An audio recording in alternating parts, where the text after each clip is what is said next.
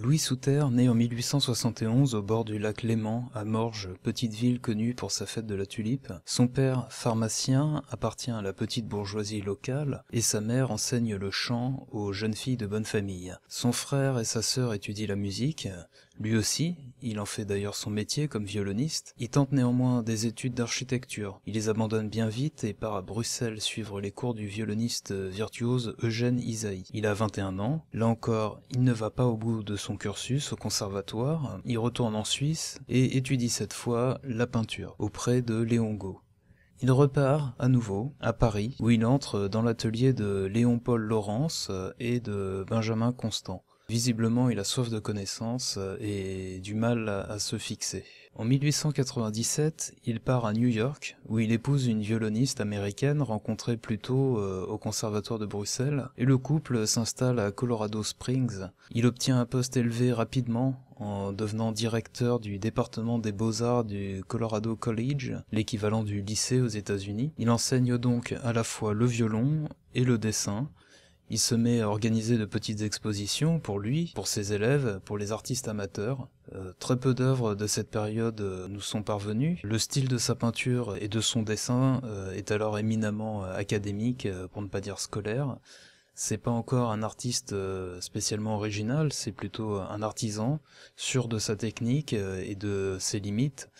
Il peint des portraits, des natures mortes, de bonne facture, là n'est pas la question. On peut y voir l'influence toutefois de l'art nouveau, même s'il ne cherche pas à explorer ce mouvement, à aller plus loin là-dedans.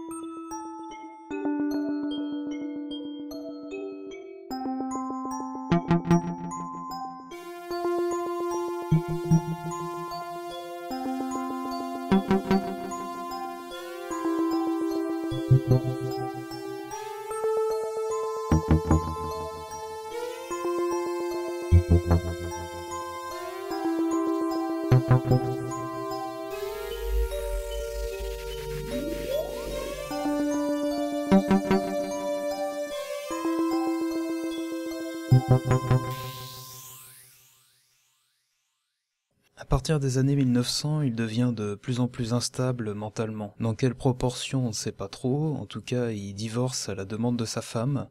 Il retourne en Suisse, et là il vit au crochet de son frère, devenu pharmacien comme papa. S'ensuivent des internements plus ou moins longs, entre lesquels il travaille dans l'orchestre du théâtre de Genève. Ses employeurs lui indiquent la sortie, et dorénavant il va d'un orchestre saisonnier à un autre. Ça dure une vingtaine d'années, le temps de perdre son père, sa mère et sa sœur.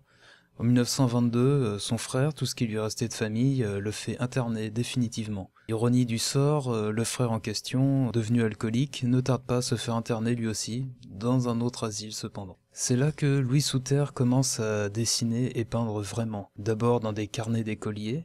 Il va progresser de façon fulgurante, il copie les chefs-d'œuvre, en tout cas ce qui lui plaît, et se réapproprie le style des autres, des anciens. Il peint, il dessine, il fait plus que ça, au point d'oublier de s'alimenter et de dormir. De temps en temps, il fugue et il va à pied à des kilomètres de son asile rejoindre ses amis, dont Jean Giono, René Aubergenois ou encore Marcel Poncet. Il dessine à l'encre de Chine, à la plume, il représente son quotidien, les paysages suisses, parfois quelques scènes mythologiques. Tout à coup, il abandonne toute prétention réaliste et il s'adonne à des motifs abstraits, irréguliers, qui parfois se chevauchent et se brouillent. On tombe en plein symbolisme dans le monde du rêve et du mystère. La logique nous échappe. Il arrête de dessiner dans des cahiers d'écoliers et passe à de grandes feuilles où il va toujours plus loin dans ses délires formels, ses compositions. Les derniers vestiges de réalisme, de mimétisme disparaissent au profit de formes indéfinies, des corps désincarnés, des êtres mythiques.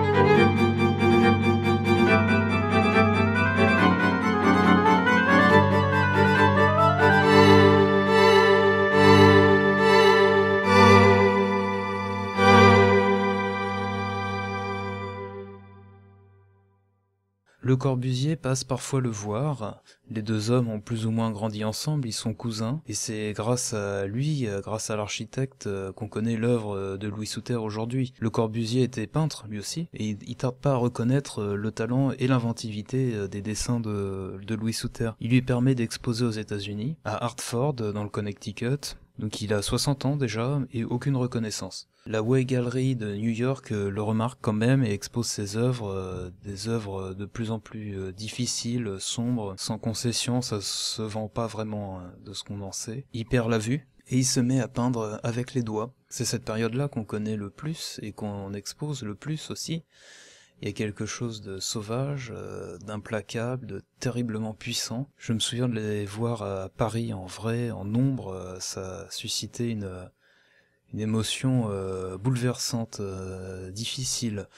On se prend cette violence sourde dans la figure, on s'y attend pas, on n'est pas préparé à ça. C'est l'œuvre d'un homme désespéré qui n'en a plus rien à battre de rien. Oui, le style est pas très varié, d'accord, mais s'arrêter à ça, c'est vraiment rater un truc. Il faut dépasser cet a priori, c'est un peu plus que de l'encre noire sur du papier sale. Il commence à utiliser la peinture à l'huile et la gouache, mais en très petite quantité. Sa façon de peindre, très crue, bestiale, ne peut pas correspondre à ces techniques-là. C'est vraiment l'encre qui l'intéresse.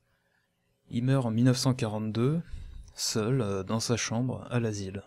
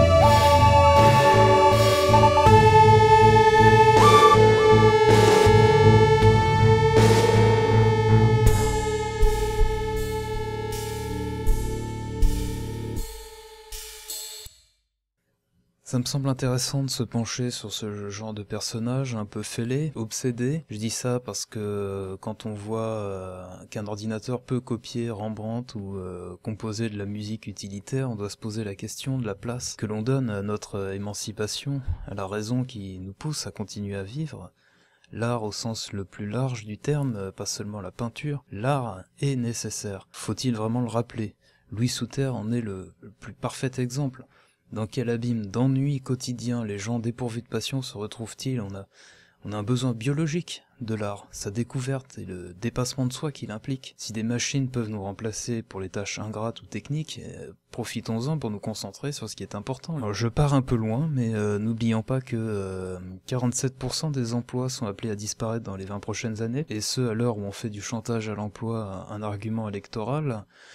Le chômage ne peut mathématiquement pas diminuer, il va même exploser. C'est pas en fliquant les chômeurs qu'on va changer ça. Pour rester dans le domaine artistique, on observe déjà concrètement ces changements. Dans les musées, on remplace les caissiers par des machines. On vend des entrées sur internet, de plus en plus. Il suffit de voir le Louvre ou le musée d'Orsay, on fait toujours la queue, mais pas à la caisse, on fait la queue devant l'entrée. Pour ce qui est de la surveillance, tous les établissements culturels sont en sous-effectif, tous, absolument tous. On préfère les caméras au personnel, on préfère les heures supplémentaires à l'embauche de nouvelles personnes. Je dis pas que tout ça c'est mal ou bien, il faut juste admettre ce changement et arrêter d'accabler les plus faibles comme si travailler pour survivre était notre seule fonction, comme si ne pas avoir d'emploi était un crime et qu'il fallait s'en innocenter. Bref, dans ce contexte, la problématique de la gratuité des musées revient souvent, ça me paraît pas si innocent, voire carrément légitime. L'art, la culture, les loisirs, les passions, c'est tout ce qu'on a, c'est ce qui fait que cette société tient.